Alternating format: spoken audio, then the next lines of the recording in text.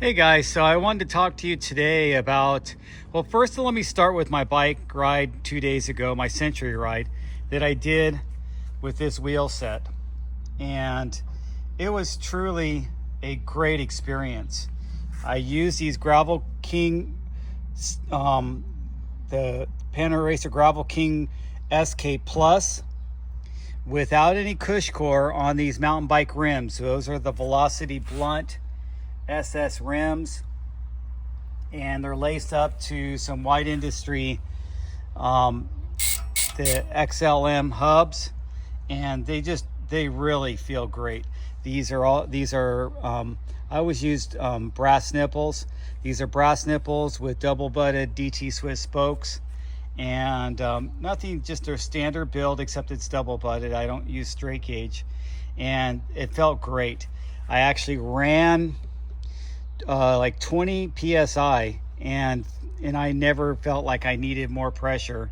I think I went a little bit over, maybe 22, but with the SK Plus thicker casing, it really gave that wheel a really nice feel. So I went ahead and switched it out because I'm going to be doing some weekday rides, and this is what I want to talk about: making your one gravel bike into a bike for several occasions. Obviously with those tires, I make it more towards 80% road and only 20% off-road. Now I've switched it up. Now this is going to be 80% off-road and only 20% on-road. And this is with these beautiful wheels that wheelbuilder.com built for me, with the Chris King hubs and the SRAM Explorer rims, the Explorer 101. I didn't want to use the SRAM hub, so I went ahead and customized these through Wheel Builder. They could source the rims by themselves, and I brought them my hubs and had them build up this set, and it came out really nice. Again with the brass nipples, and I think these are the Sapin double butted spokes. I don't use the bladed spokes. I never felt a need to use bladed spokes. I just use double butted, and that's how she sits, and that's what I rode with those other wheels yesterday doing my Century ride. And I did a Century ride with just this exact setup last month with these tires, and they felt fine. It was kind of a waste having these on pavement that whole time. Not the whole time, but 85% of the time, I would say. Now, let me explain something. You can use a bike having a couple setups and go beyond just the wheels and having two sets of wheels, but you can also do it with the gearing. Now I have a crazy gearing here because I have this 48 down to 30, which is very unusual. White Industry worked with me and said it can be done because I'm using this Ultegra cassette, which is an 11 to 32. So with that cassette, it works fine. Gives me a nice tight cluster, and it's just fine. But what if I wanted to go even lower than this 30 to a 32? Or is that a 34? I have to look at that. I think it is a 32. So if I wanted to go lower and use like this XT cassette, which is a 44, 11 to 44, what I really need to do is I'll have to change the chain ring. So I went ahead and had White Industry send me out a new chain ring set, and this is a 44 down to a 26. So with that 26 and that, I will have the micro gear climbing that I can use for some of my steep mountains. It's very trail specific to my needs, and you may not have those same needs, but I'm getting a lot of usage out of this bike with different swaps that are easily done. Now, I will have to say on a 1x system, it's easier on my 1x to switch it out because my 1x is not direct mount. I have my 1x to a Spider, and it's easy to switch out those chain rings on my 1x gravel bike. This is a little more complicated because I have to pull the cranks, but it's not that bad. It's a little more work involved. But then that's a good time to check your bottom bracket and check your bearings and go ahead and re-grease those bearings. So I cleaned it up.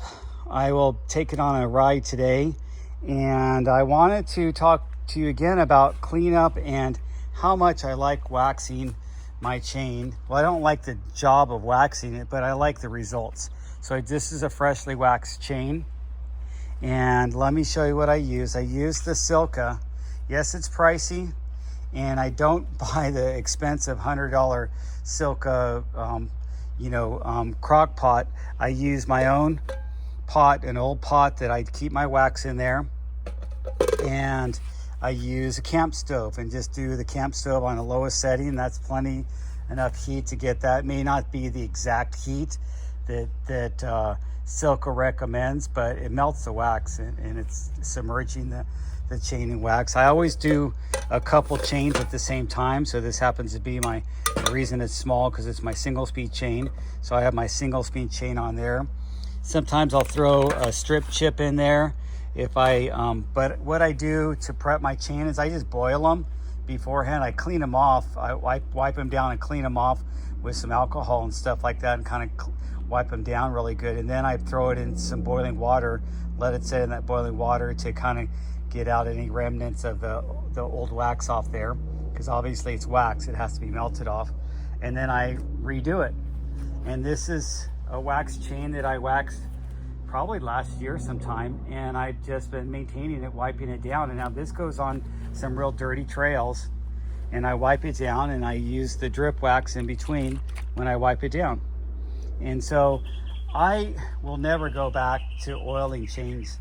I just feel like it's too messy.